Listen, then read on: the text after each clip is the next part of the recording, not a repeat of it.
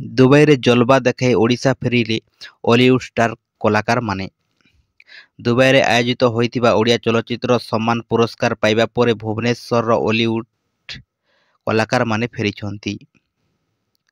ଆର୍ଆର୍ସ event cine production association ଓ UAE Odia ସମାଜ ପକ୍ଷରୁ ଆୟୋଜିତ ହୋଇଥିଲା ପ୍ରଥମ mega Odia 5 star film awards, ଯେଉଁଥିରେ ଅନେକ ଅଭିନେତା, ଅଭିନେତ୍ରୀ, ସଙ୍ଗୀତ ନିର୍ଦ୍ଦେଶକ, ଫିଲ୍ମ ନିର୍ଦ୍ଦେଶକ ଓ ପ୍ରଡ୍ୟୁସରଙ୍କ ସହ ଅନେକ ଟେକ୍ନିସିଆନ ଯୋଗ ଦେଇଥିଲେ। ଏଥିରେ ଚଳଚ୍ଚିତ୍ର ପୁରସ୍କାର ପାଇଁ ଅଭିନେତା ସବ୍ୟସାଚୀ ମିଶ୍ରଙ୍କୁ ଶ୍ରେଷ୍ଠ ସମ୍ମାନରେ ସମ୍ମାନିତ କରାଯାଇଛି। ଅଭିନେତ୍ରୀ ଶିବାନୀ ସଙ୍ଗୀତା ମାଲ୍ୟଗିରିରେ ନିଜର ଚମତ୍କାର ଅଭିନୟ ପାଇଁ ଶ୍ରେଷ୍ଠ ଅଭିନେତ୍ରୀ ସମ୍ମାନ ହାତେଇଛନ୍ତି। ଅନ୍ୟପକ୍ଷରେ ବରିଷ୍ଠ ଅଭିନେତା ପ୍ରଶାନ୍ତ ନନ୍ଦଙ୍କୁ ଜୀବନବ୍ୟାପୀ ସାଧନା ସମ୍ମାନ ପ୍ରଦାନ କରାଯାଇଛି। ଦୁବାଇରେ ବସବାସ କରୁଥିବା ତଥା କାମ କରୁଥିବା ଓଡ଼ିଆ ଲୋକଙ୍କ ସହ ଓଡ଼ିଆ ସିନେପ୍ରେମୀ ଏହି କାର୍ଯ୍ୟକ୍ରମରେ ଯୋଗ ଦେଇଥିଲେ।